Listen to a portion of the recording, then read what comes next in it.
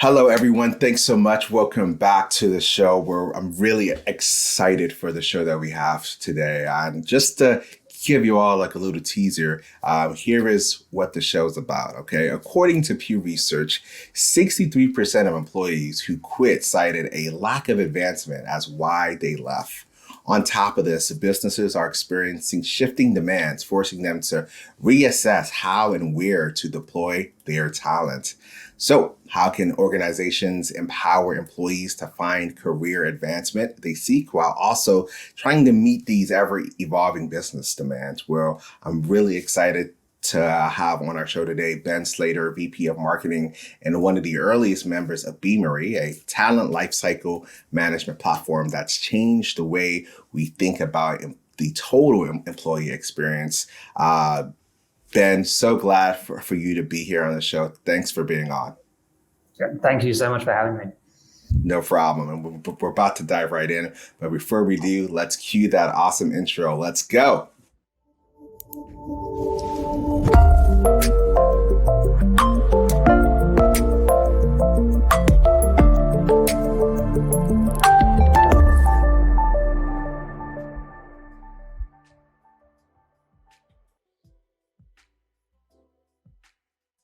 All right, Ben. So here we go. Let's do it here. So glad for you agreeing to be on the show. I've enjoyed our prior conversation, so I think the folks are really going to have a treat here. But before we, dive in, how about you tell us like a little bit about who is Ben? Tell us like about yourself, who you are, where you're located, what you do, so that folks kind of have a bit of primer, and feel free to share a little bit about Beamery as well. Yeah, perfect. So I'm based in London, which maybe you can get from the accent. I was one of the earliest folks in the door of Beamery and lead marketing here globally. As a business, we are lucky enough to partner really with the world's largest brands, who's who of the Fortune 500, to help them attract, engage, and retain talent, create more human experiences across the whole end-to-end talent lifecycle and really unlock the skills and potential of their global workforce. So I think what we do, this space within the world of work has never been more important, never been more exciting. And I think over the next 5 to 10 years, we're going to see an incredible amount of positive change here, which is really exciting. So looking forward to the conversation today. And if it's anything like our prior chat, I think it's going to go in many different directions, which is great. Yeah, that I remember that, and I think that you're probably right. It'll go in a few directions, but we'll hopefully be able to bring it all together. But other cool things I like to ask about folks. Just to get to know them. Would you consider yourself introvert, extrovert, somewhere between? Yeah, it's a good question. I think the answer is it depends. It depends. Okay. Well, look, leading a pretty large team at Beamery, I think you have a responsibility to show up in a certain way. And I think the conversation or the thought process I go through before a lot of different scenarios is, what is required of you in this moment? And I think there are times naturally where I am more introverted and times where I have learned to play a more extroverted role. Mm-hmm. I think, there's that expression, introverted, extrovert. Maybe I probably fall into something like that. Very cool. Very cool. I think, another question I like to ask that's just always fun is, if you think back, what was your, first job, either, first job maybe in grade school or first real job, if you, consider that. Tell us the early days of Ben here. Yeah, gosh, I'm taking me back. Right. I was a very bad waiter. Oh gosh. I grew up in the middle of nowhere in the UK countryside, and there was a sort of kind of old country house relatively close to my family home, and myself and my siblings, we all spent time working as a waiter around kind of conferences, things like that. But yeah, I don't remember being very good at it, and have an enormous amount of respect for folks in that industry. It's certainly incredibly hard work. Indeed, indeed. Well, thank you so much here, like for sharing. It's always fun and interesting, like to hear where we all, like at our start. So pretty cool. So actually, with that, let's dive right into the topic today Sure. around building an agile workforce. As I said at the opening of the show, lots of people are deciding that, hey, I want to do something different, but also businesses, especially with the pandemic, are seeing that, hey, we have to think of new ways in which we deliver value. So really excited to jump into this topic. So first question really, is those questions surrounding retention. So what questions surrounding retention are you seeing people or businesses struggle with the most from your perspective? Yeah, I think it's a great jumping off point, and obviously, pretty prominent in the headlines over the last couple of years have been the Great Resignation. We've run a lot of research about it over at Beamery actually to see, the reasons why people are staying engaged with organizations, the reason why they're looking outside, and in most cases it comes back to, do I have an ability to learn and grow at this organization? And am I going to be able to learn the skills that are going to help me develop in my career? And can I achieve the ambitions that I have at this organization? And I think what has been a traditional challenge for businesses is really making that growth path for employees heavily transparent and giving them a sense of control over their own destiny. And I think this has gone from something that, is maybe a competitive advantage in certain organizations to a really strategic imperative. If you want people to stay at your business, if you want to increase tenure, you really have to make progression very clear. You have to make it fair, transparent, and objective. And you have to focus it around skills and the capabilities that someone needs to learn to progress. You have to give them optionality as to the type of work. Be that gig or permanent role that are going to allow them to learn and improve. I think the typical tenure that you look at in many organizations, right, is 1 to 2 years. If you scan through the LinkedIn profiles of many people, and ultimately it's often in years 3 and 4 where people really start understanding the business and really perform. And I think organizations, if they're able to ensure that extend the tour of duty that people have with them and really push most into that bracket, I think we'll see enormous productivity gains. Yeah, I think that's something I'm seeing too in a lot of the consulting work that I'm doing, right? Where, you have organizations trying to figure out how do I, obviously like retain people and upskill people because now we have less people, right? And I think there's this other aspect that you're, talking about that's really kind of, well, I need to upskill or I need to train because the world of my work is different, right? So Yeah. I think that's a perfect segue to this other thought here that as organizations have struggled to meet their hiring needs, we've seen the pandemic impose a lot of this shifting like demands and value like for businesses. It's really brought the term Agile Workforce, like a term that's probably been less known to be more prominently known to the forefront of many C-suite conversations. Just, curious from your perspective, what does Agile Workforce mean for those people who may be hearing it for the first time, or maybe folks have heard it and they're just like, yeah, that's just the new buzzword. From your perspective, what does it mean and why should businesses invest in facilitating this Agile Workforce? Yeah, look, I can certainly give you my take on this. And, if anything, the last 24 months have taught us that agility is essential, right? Both on the human level and also on the business level. I think to kind of take a step back, as consumers, what we've become very used to is on-demand access to the experiences, whether that's, ordering a taxi or, getting groceries or consuming the content that we want.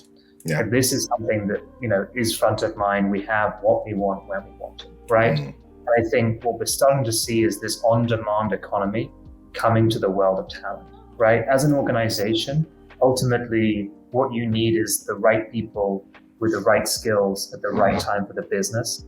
And for me, if I look at workforce agility and what is truly required, it is dynamic allocation of talent to the business projects and priorities that make, the biggest impact. And that allocation of talent could be, you going out to the market and, finding people with the right skills. It could be you upskilling or reallocating internal talent, or it could be, you working with contract resource. Whatever it is, ultimately you're looking to get to a point where you have talent on demand. And I think ultimately, if we look at what's going to make businesses successful, it's creating that on-demand experience, and that's something we're really excited about. Yeah, talent on demand. I think that's I like that kind of term around it, because I think it paints a picture. If I need a new capability, or if I need just a new piece of work, do I have the people internally or tangentially, right, within my network to actively go out and bring this talent in and pursue that work? And just as a sidebar here, and we'll come back. I think that's one of the cool things I've seen about Beamery, where they enable you to do things internally, like with your own, but tangentially on the peripheries of that talent that's not yet fully in your employee base, but within your network. But I'm sure we'll get to that here for sure. But talking about that, I think this it brings up the concept of internal talent mobility, which is where a lot of people kind of see workforce agility. Sometimes it seems to go hand in hand. And talking with the executives that I've talked to, I think if I were to maybe perhaps poll a bunch of CHROs on the importance of talent mobility versus their organization's adeptness at facilitating it, my assumption is that there will be a significant gap between high importance of talent, mobility compared to maybe low effectiveness in implementing it. And I'm curious to understand your perspective on what's the explanation of this perceived gap, right? And what are obstacles that perhaps may be preventing organizations in achieving more parity in their effectiveness of talent mobility. So, a charged question there, but I'm sure you're up to the task. I'll do my best. Yes. I think not all talent mobility programs are born equal, and I think in some organizations it can be equated to, or the delivery mechanism is essentially an internal job board, right? And we know that there are many flaws with the career side as a focal point for recruiting. So why would it be any different for internal recruiting? And I think what is required is to take the same proactive approach that is really becoming central to how organizations manage external recruiting and apply it to the internal experience. So it isn't enough to create career pathing opportunities for candidates. It isn't enough to have an ability for them to discover roles, be those permanent or temporary. You have to actually think about how you market and build awareness of these programs. It isn't a case of build it and they will come. Yes. You have to think about this as a broader flywheel that extends to both internal and external talent, but is ultimately focused on you marketing and pipelining candidates that are the right fit for different opportunities. So I think that's, again, a really exciting opportunity for organizations to think about taking more of a recruiting mindset almost to the way they manage these programs. Yeah, and I've joked around with a few colleagues to say that the hallmark of a good HR team is how well they're good at marketing a lot of their programs and things like that, right? Because I think you're absolutely right.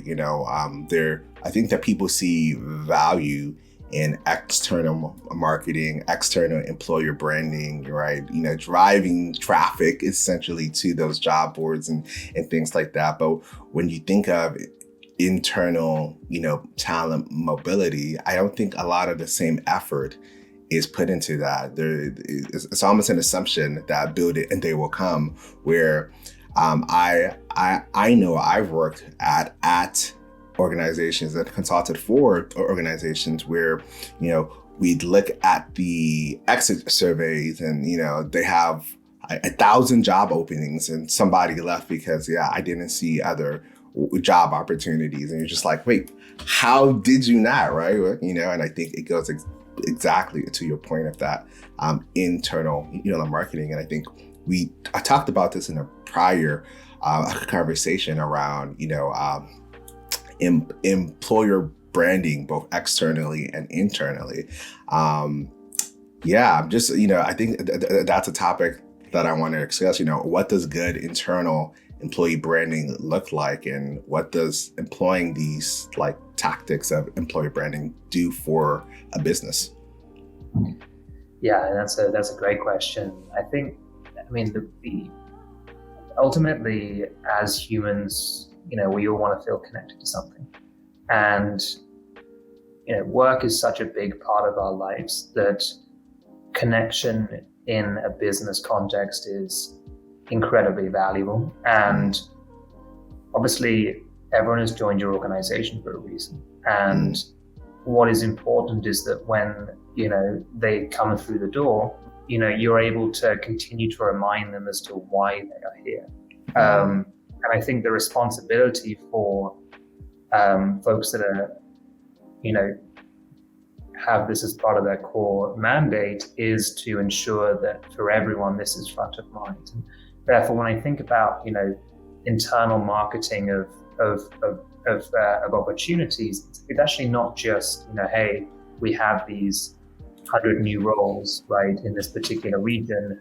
What are the good internal candidates? It's also, this is how we as an organization operate. This is our approach to, learning and development. This is who we are, and we're putting talent first. And that should be something that's front of mind for everyone. And I think that onboarding experience is such a critical part of this. We go through recruiting processes, gathering an enormous amount of information on people.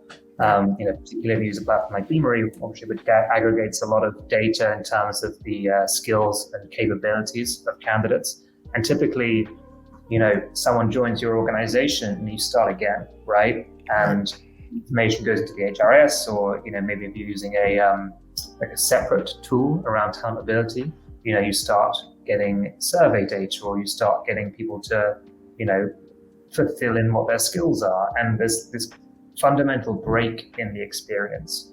You go from being a candidate with a rich understanding of who you are to being an employee, and suddenly all the information is gone. So I think what's essential is connecting those different stages of the talent lifecycle together, so that as you join an organization, the collective intelligence that's been gathered about you during the recruiting process is then something that's used to improve your onboarding experience. And this is something we think a lot about at Beamery, right?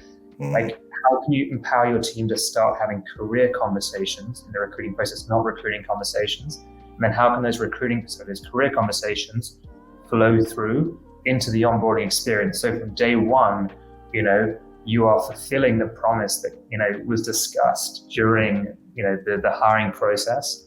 I think that's an incredibly exciting opportunity, is to look at onboarding and to look at, when the learning starts, and to really connect this talent lifecycle together, because it shouldn't be us that are sitting top down talking about different types of talent. Talent is talent, right? And it's on us as an organization, or as organizations, to be able to connect that together so it feels seamless, it feels like a more human experience. Yeah, I resonate very strongly with that, seamless talent, holistic experience, and having those conversations early and sustaining that, right?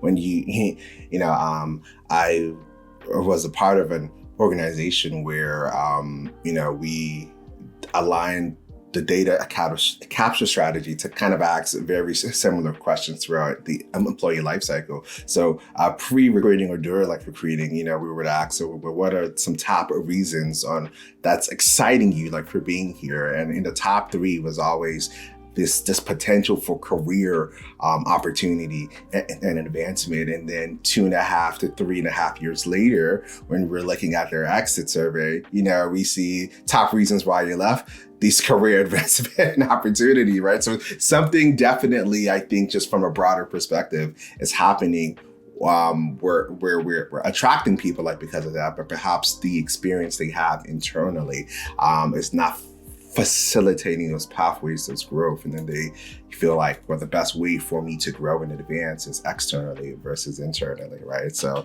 yeah, man, I jam with that a lot because it's just a sound I've seen, and going kind of off script here, but you talked about skills, and I know just in talent marketplaces, skills has really come to the forefront of a lot of the ways that people approach different endeavors, when it comes to the development. I'm just curious on the philosophy over a Beamery around skills, its importance, how it's used, and where it's going. What's your thoughts around that, Ben? Yeah, great question. Number one, our philosophy is that skills as an atomic unit for evaluating and assessing talent is 100% where we need to go as an industry, right? It allows for us to, number one, disaggregate jobs into what is actually required from a capability standpoint. It allows for more objective, less biased assessment of talent. And from a human standpoint, we've moved away from this, you join a company, you stay there for life, right? To this non-linear career journey that is expressed in different ways that, involves you learning different skills and going on different paths and connects together in a way that, maybe isn't, a straight line A to B, and skills are essential, or a skills framework is essential for that. Now, what does need to be addressed and what we're focused on at Beamery is you have skill data everywhere across your company, right? And you need to be able to connect that together into a universal language that allows you to really understand, who Ben is or who Victor is at the company. And that is a challenging problem set, and it's one that we feel we solve for pretty uniquely at Beamery. And obviously, we can get into that either now or a later date, but having the foundation that you can trust and having the ability to infer, what someone might be able to learn as a result of having a certain skill is essential to making this work. And, I think that's quite rare in the market. And I think a lot of organizations rush into skills-based projects because they understand the potential without having the right foundation. Yeah, indeed. And, I want to jump into, the Beamery portion because it's really cool, really exciting. But I do have one question here for you because I thought it was, pretty cool, when I saw it in a blog post on Beamery. You talked about, why you should hire for potential and not experience. I just thought this was a really cool concept and a cool paradigm to think about, not only hiring externally, but more internally as well as we're talking about this talent mobility. Can you share your take surrounding potential over experience and what circumstances this framework would be beneficial? Yeah, I think it's a really important concept, and I think at no time really has it been more important than now, right? We are, as a society, going through a sustained transformation, and there is a desire for every organization to hire a similar set of skills. And ultimately, there isn't a sufficient amount of those skills in the labor market or the labor pool. And therefore, that's obviously why we're seeing a lot of competition. So hiring for potential or hiring for learnability, right? The potential to learn those skills is the best way to build talent. And I think when organizations think about what is going to ensure that they have the capabilities to be successful long-term, it is developing the capacity to build talent, right? It allows you to hire lower within the organization, probably therefore hire faster and cheaper. it increases tenure, right? Because people can see that, you know, you come to this organization, you get developed, you learn new skills, you know, you progress in your career, and ultimately, you should see a pretty significant cultural impact, right? Because this is a business that prioritizes its employees, it puts its talent first, etc. So I think there's a ton of reason why, you know, potential is the way that we should be architecting our talent processes, both internal and external. Obviously, experience is important, and I certainly don't want to denigrate that, but I think we have to get beyond looking at people as this, you know, summation of 500 words on a CV, right? And understand who they are and who they could be. And I don't think you can do that without thinking about, you know, things from a capability first standpoint, number one, and also being open to kind of potential and seeing how that could develop. Completely agree, you know, and even, you know, when we were talking about and we were sharing about, you know, things revolving in Agile Workforce, right? Hiring for learning like agility means you have people who are able to grow, have that growth mindset to say, hey, I can take new things on. And I think of, you know, organizations that have really hard to find talent, right? You know, a data scientist is a big one, you know, like right now where, you know, there's a huge dearth in the number of data scientists needed versus the ones that are like available. Hiring based on potential to learn a lot of times is helpful for those organizations who are still on that maturity journey as well, who need somebody to learn as like they grow. I think I'm all for it. There's a place for experience, but I love that paradigm or that lens around potential and reasons why you should look in that. So very, very cool. Let's jump into Beamery. I'm excited, like, you know, like about it. Definitely checked out like the platform. I love the holistic experience like about it.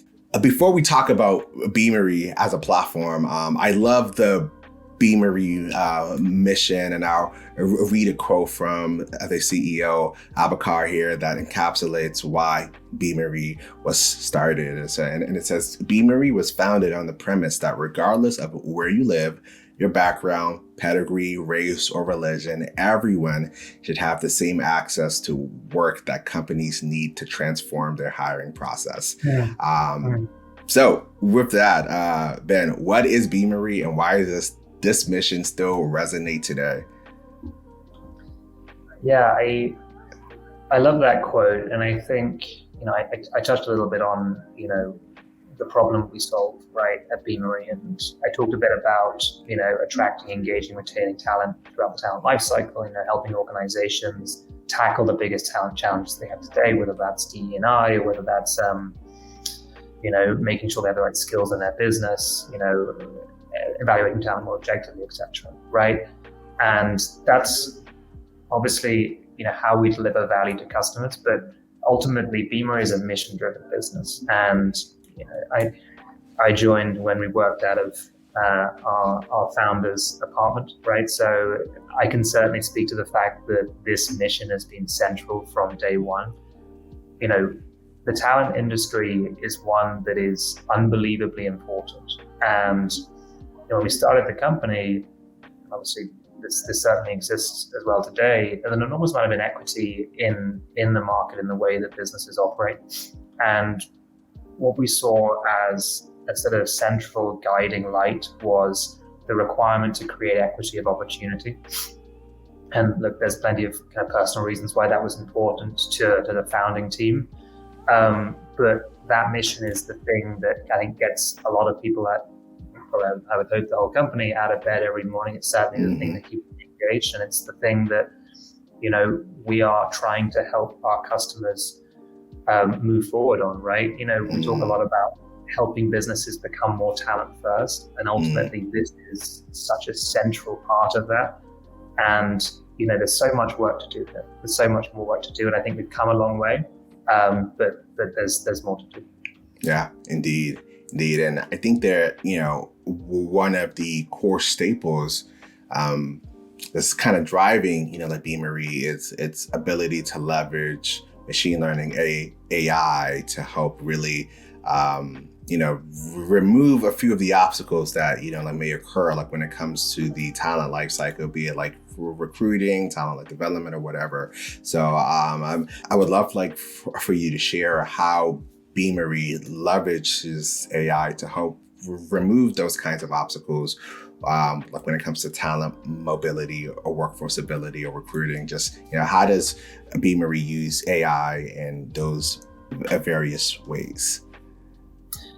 Yeah, and I think I've alluded to a few of these already. I think before I talk about, I guess, the outcomes that we enable through AI, I think I'll make the point again that if you don't have the data foundation, this stuff doesn't work. The expression garbage in, garbage out gets used a lot in sales and marketing, but I think it certainly applies to recruiting as well. And I think getting that data foundation is something that has always been our bread and butter at Beamery. And that might be getting a complete picture of skills, right? Both from an external and internal standpoint. It could be, disentangling the information you have across different systems internally. Could be, deduplicating information, right? You need to have a global talent data set that you can rely on. And, we started out as a business that focused on CRM. Obviously our capabilities are a lot broader than that today, but really, starting there, I think has given us a unique perspective on how to create, a foundation that can really be leveraged from an AI standpoint. And when it comes to AI, I think there's a few things that we see as particularly important. So we've talked about that kind of on-demand talent experience and making sure that the right candidate with the right skills is there when you need it. I think there's an enormous AI component to that, both in terms of helping recruiters prioritize talent, but also in terms of surfacing candidates with the right skills. There's a personalization component here, both internal and external. How do you know, the right content to share with a candidate at the right time? How can you give them, both internal and external, an AI career companion, right? Something that helps them learn the skills they need to be successful at your organization. And how does that stay dynamic? How does it stay up to date based on who someone is and where they are? I think the thing that doesn't get talked about a lot from an AI standpoint is compliance. Obviously, there's incoming legislation around the use of AI from an assessment of talent standpoint. And I think it's something that every business needs to be very aware of. I think at Beamery, we have a pretty unique perspective around compliance, and not just in the way that we allow organizations to unpack and audit the recommendations that AI is making, not just in the way that our AI is potentially more explainable than other solutions on the market, but also in the ability to really run best-in-class reporting around, the outcomes that the AI is creating in your business, right? And be able to create, a global compliance framework that will allow you to manage different legislation in different regions. I think what's going to happen over the next couple of years is we're going to see something very similar to what we saw with, GDPR and the protection of candidate data in different regions.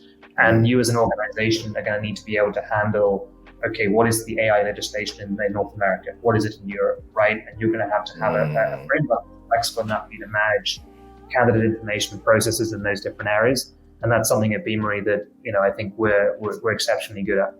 Yeah, and I agree. If you aren't thinking about that now, you're going to be kind of caught off guard when these new regulations do start to come in. I've seen a lot of press around the thoughts and the inklings around, regulators of, using AI for talent like decisions, more so in the EU than like in the US, but even in the US, you're seeing like a lot of that. And again, like you don't think of AI and compliance in the same kind of mindset like a lot of times, but I think that's pretty cool that that's something that Beamery brings to the table here. Another thing that was really cool that I liked about like the Beamery platform that I thought it'd be cool to talk about is we talked about engaging people kind of in the middle of the talent life cycle, right? After they're onboarded, engaging, learning, like development and things like that. But this broader idea of on the demand talent, to me, reaches out to something I consider to be your talent network. And really at the fringes of that is people that aren't in your company, but they still have some attachment with you, kind of that kind of pre-talent network. And what's even cool is the people who have left your organization, right? Because I read an article that's saying that a significant amount of people who left their jobs in 2020 and 2021 weren't so happy with that, like, departure, right? So they're open to boomeranging back. And Beamery has, I think, 2 features around talent marketing and communications, that, talent workforce there. And then alumni management, which I've always been a voucher for, that we should invest into bringing people who left back, especially if they were good, right? Creating that pathway. So I would love for you to tell us how Beamery can help further talent and hiring goals and employee branding on these 2 areas, which I think are really cool, that a lot of places don't have the tools to do that well. Yeah, of course. And I think it kind of comes back to that conversation we were having earlier about, it's easy for us as a business to separate out these different types of talent, right?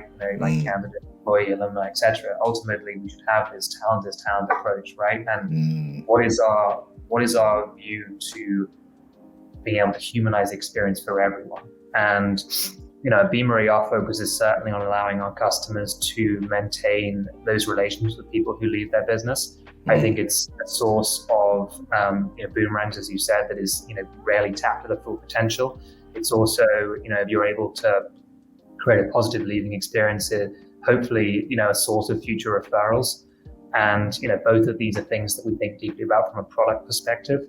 And I think as organizations, again, think about, okay, how do we close our skills gap? How do we get to the point where we feel we have a future fit workforce? Being able to tap into these other sources of talent is going to be incredibly important. And obviously, we've talked about this throughout, but the ability to be proactive, market to these folks is a central component to this as well.